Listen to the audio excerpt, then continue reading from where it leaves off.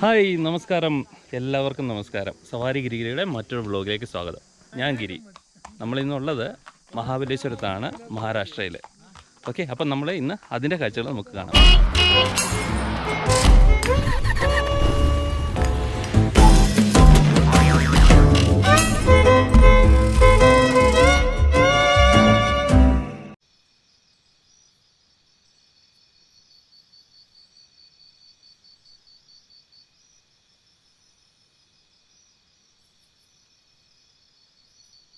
Friends, നമ്മളിപ്പം പോകുന്നത് ലോഡ്വിക് പോയിൻറ്റും അതുപോലെ എലിഫൻറ്റ് ഹെഡ് പോയിൻറ്റും കാണാൻ വേണ്ടിയിട്ടാണ്. അപ്പം ഇതൊരു ഫോറസ്റ്റ് ഏരിയയാണ്. അപ്പം നമുക്ക് ഇതിനകത്തോട്ട് പോയിട്ട് വേണം കുറേ താഴേക്ക് ഇറങ്ങി പോകണം. നമ്മളിപ്പം ഇങ്ങനെ അകത്തേക്ക് പോയിക്കൊണ്ടിരിക്കുകയാണ്. രണ്ട് സൈഡിലും ഇങ്ങനെ ചീവീടിൻ്റെ സൗണ്ട് ഇങ്ങനെ ചെവിയിലേക്ക് ഇങ്ങനെ വന്നുകൊണ്ടിരിക്കും. ചെറിയൊരു ഭീതിപ്പെടുത്തുന്നതൊക്കെ. താഴെ ഭയങ്കര കൊക്കയാണ്, കുഴിയാണ്. കണ്ടോ, നമ്മളിപ്പോൾ കണ്ട ആ സ്ഥലമാണ് താഴെ കാണുന്നത്. അപ്പം നമ്മൾ നോക്കാം, മുമ്പിലേക്ക് പോകാം. നമ്മളിപ്പം വന്ന് ഇറങ്ങിയ സ്ഥലത്തു നിന്ന് ഇപ്പം കുറച്ച് അകത്തേക്ക് നടക്കാനുണ്ട് കേട്ടോ. നമ്മൾ അവിടെ നിന്ന് ഇങ്ങോട്ട് വണ്ടിയും മറ്റൊന്നും വിടത്തില്ല. ഇതുപോലെയുള്ള പാതയാണ്. കണ്ടോ കണ്ടോ, കാട്ടിനകത്തൂടെ ഇങ്ങനെ താഴേക്ക് നോക്കി, അഗാധമായ കൊക്കയാണ്. ഇതാണ് അങ്ങോട്ടുള്ള വഴി. കുറച്ച് സ്ഥലങ്ങളിലൊക്കെ അവർ ഈ മണ്ണ് ഒലിപ്പ് തടയാനാണെന്ന് തോന്നുന്നത്. ഈ നമ്മുടെ വെട്ടുകല്ലില്ലേ, അത് ചില സ്ഥലങ്ങളിലൊക്കെ പാകിയിട്ടുണ്ട്. ഇപ്പം നമ്മൾ വന്നിരിക്കുന്ന സ്ഥലം ലോഡ്വിക് പോയിൻ്റാണ്. ഇവിടെ വലിയൊരു സ്തൂപമുണ്ട്. ഇവിടെ വളരെ നല്ലൊരു വ്യൂ പോയിൻറ്റും കൂടെ.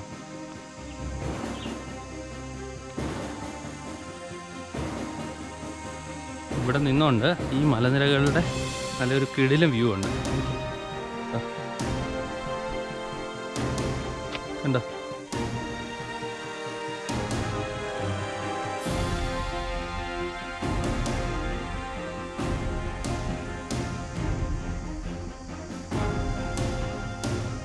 ഇവിടെ കാലുകുത്തിയ ആദ്യത്തെ യൂറോപ്യനാണ് ലോഡ്വിക് എന്ന് പറയുന്ന ആൾ. പുള്ളിയുടെ സ്മരണാർത്ഥമാണ് ഈ ഒരു ഇതിവിടെ പണിതിരിക്കുന്നത്. അദ്ദേഹം പിന്നീട് ഇവിടുത്തെ റെസിഡൻറ്റ്, സത്താരയുടെ റെസിഡൻ്റായിട്ട് ഒക്കെ ഇരിക്കുകയുണ്ടായി. അപ്പം അദ്ദേഹത്തിൻ്റെ സ്മരണാർത്ഥമാണ് ഇവിടെ ഈ ഒരു ഇത് പണിതിരിക്കുന്നത്. ജനറൽ പീറ്റർ ലോഡ്വിക് എന്നാണ് അദ്ദേഹത്തിൻ്റെ പേര്. അത് ഇവിടെ എഴുതി വെച്ചിട്ടുണ്ട്, കണ്ടോ.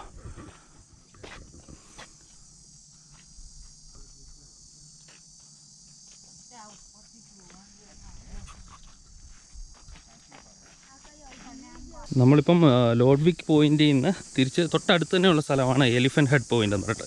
അത് ആനയുടെ പോലത്തെ തലയുള്ള ഒരു പാറ ഇവിടെ ഉണ്ട്. അപ്പോൾ അത് കാണാനായിട്ടാണ് പോകുന്നത്. അടുത്ത് ഇത് കണ്ടോ, ഇങ്ങനെ ഇതിനകത്തൂടെ കുറച്ച് നടക്കാനേ ഉള്ളൂ, ഒരു 100 മീറ്റർ തൊട്ട് താഴെയായിട്ട്.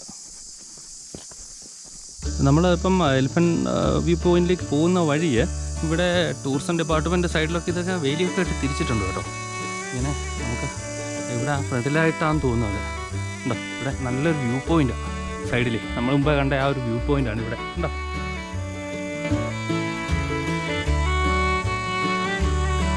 ഒരു കുന്നിൻ്റെ മുകളിൽ. ഇതാ മുമ്പിൽ കാണുന്നതാണ് എലിഫൻറ്റ് ഹെഡ് പോയിന്റിലേക്കുള്ള വഴി.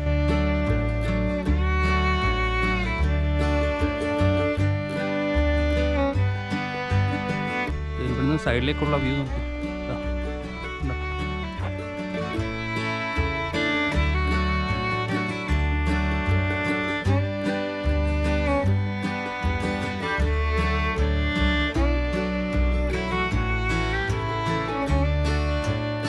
ഇങ്ങനെ ഇതുവഴി നടന്ന് മുകളിലേക്ക് പോകണം.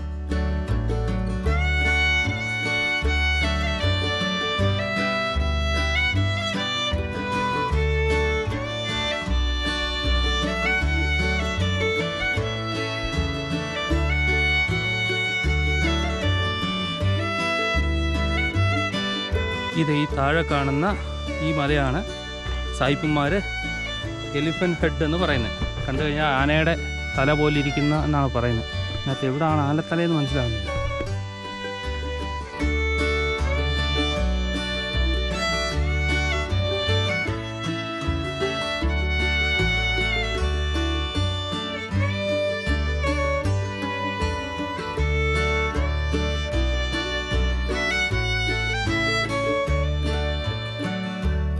ഇവിടെ എന്തെങ്കിക്കുമ്പോഴേ നമ്മൾ ടി വിയിലൊക്കെ ചൈനയിലെ മന്മതിൽ കാണുകയല്ലേ, അതിങ്ങനെ ആ ഒരു ഫീല്. ഓക്കെ, ആ വഴിയൊക്കെ പോയിരുന്നുണ്ട്. ഇതിപ്പം നമ്മൾ വന്ന വഴിയാണ്. ഇങ്ങനെ വന്നിട്ടാണ് ഇങ്ങനെ എലിഫൻ്റ് പോയിൻ്റ് അവിടെ വരെ എത്തിയത്. ഇവിടെ പ്രത്യേകിച്ചൊന്നുമില്ല, ഒരു ആനയുടെ രൂപത്തിലൊരു ആനത്തലയുടെ രൂപത്തിലൊരു കല്ല്, ഒരു മല, അത്രേ ഉള്ളൂ കേട്ടോ. അപ്പം നമ്മൾ പോയി കണ്ട മറ്റേ അവിടെ നിന്നിട്ടാണ് നമ്മൾ ആദ്യം പോയത് സ്ഥലം. നമ്മുടെ മൂന്നാറും ഒക്കെ കണ്ട് ശീലിച്ച മലയാളിക്ക് ഇതൊന്നും വലിയൊരു ആകർഷക ഘടകമായിട്ട് തോന്നത്തില്ല കേട്ടോ.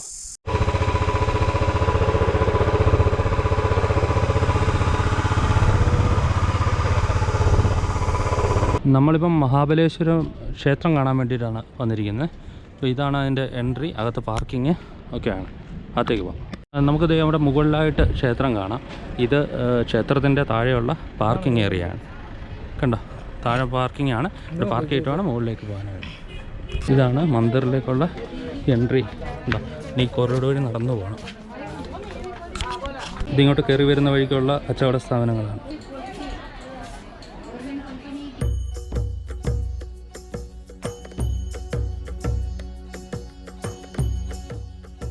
ഇതാണ് കേട്ടോ ക്ഷേത്രം. പക്ഷേ ക്ഷേത്രത്തിനകത്ത് ഞാൻ ഇപ്പം കയറിയിട്ട് വെളി വന്നു. പക്ഷെ അകത്ത് വീഡിയോഗ്രാഫി അലൗഡ് അല്ല. പുരാതന ക്ഷേത്രമാണ്, സ്വയംഭൂ ശിവലിംഗമാണ് ഇവിടെ ഉള്ളത് കേട്ടോ. ഇതിനകത്ത് വീഡിയോഗ്രാഫി അകത്ത് അലൗഡ് അല്ല, സ്ട്രിക്റ്റായിട്ട് പറഞ്ഞു. ചോദിച്ചു നോക്കി, അപ്പോൾ അവർ പറഞ്ഞു ഒരു കാരണവശാലും ചെയ്യാൻ സമ്മതിക്കില്ല എന്നാണ് പറഞ്ഞു കേട്ടോ. ഇതാണ് മെയിൻ ശ്രീകോവിൽ ക്ഷേത്രത്തിൻ്റെ.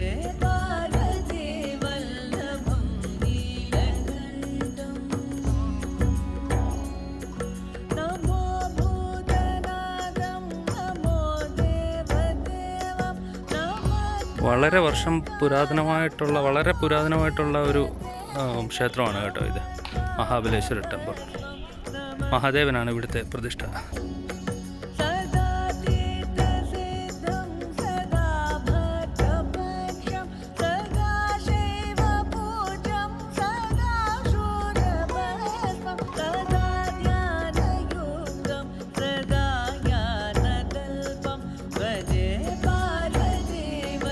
പുരാതനമായ മഹാബലേശ്വരം ക്ഷേത്രത്തിന് മുമ്പിൽ നിന്ന് ഈ ഒരു കാഴ്ച അവസാനിപ്പിക്കുകയാണ്. അപ്പോൾ ഇനി ബാക്കി അടുത്തുള്ള സ്ഥലത്തേക്ക് നമുക്ക് പോകാം. ഫ്രണ്ട്സ്, ഇപ്പം ശിവക്ഷേത്രത്തിനടുത്ത് തന്നെ ഇവിടെ താഴെയായിട്ട് ഒരു പുരാതന ഒരു ക്ഷേത്രം കൂടെ കാണാം. കൃഷ്ണാദേവി ക്ഷേത്രം എന്നാണ് ഇവിടെ പറയുന്നത്.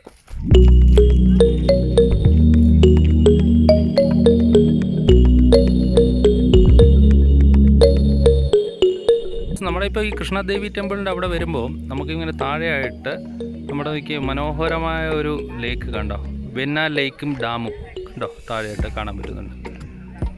വളരെ മനോഹരമായ ഒരു ദൃശ്യമാണ് നമുക്ക് ഇവിടുന്ന് കാണാൻ പറ്റുന്നത്.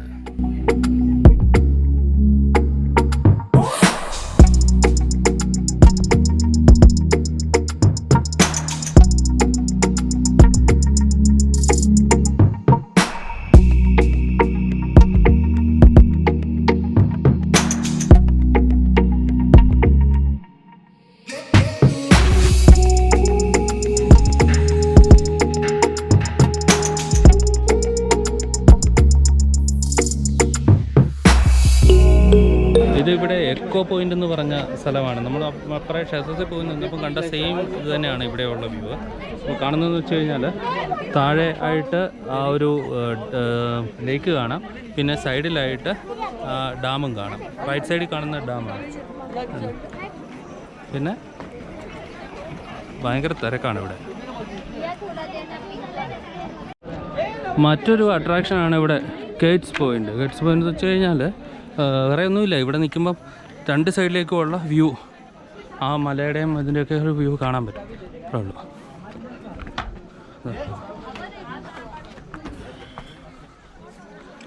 കണ്ടോ, ഫുള്ളായിട്ട് ആ ഒരു ഡാമിൻ്റെ വ്യൂ ഉണ്ട്.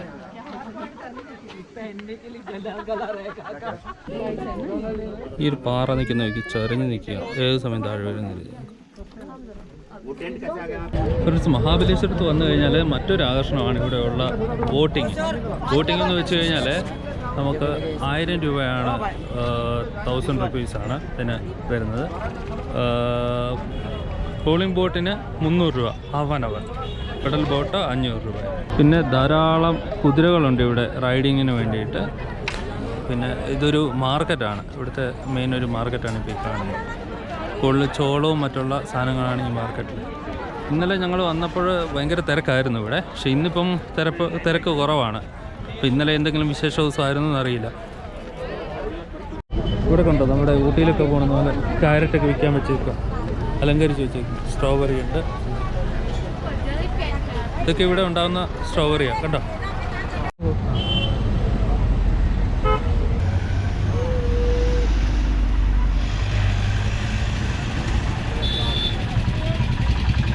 ഫ്രണ്ട്സ്, മഹാബലേശ്വരത്തെ മറ്റൊരു ആകർഷണമാണ് മുംബൈ പോയിൻ്റ് എന്ന് പറഞ്ഞിട്ട്. മുംബൈ പോയിൻ്റ് എന്ന് പറയുന്നത് ഒരു സൺസെറ്റ് പോയിൻ്റാണ്.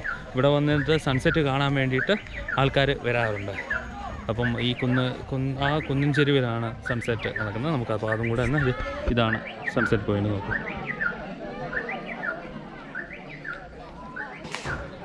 എന്താ ഇവിടെ സൈഡിലൊക്കെ ചെറിയ ചെറിയ ആക്ടിവിറ്റീസ് ഉണ്ട്.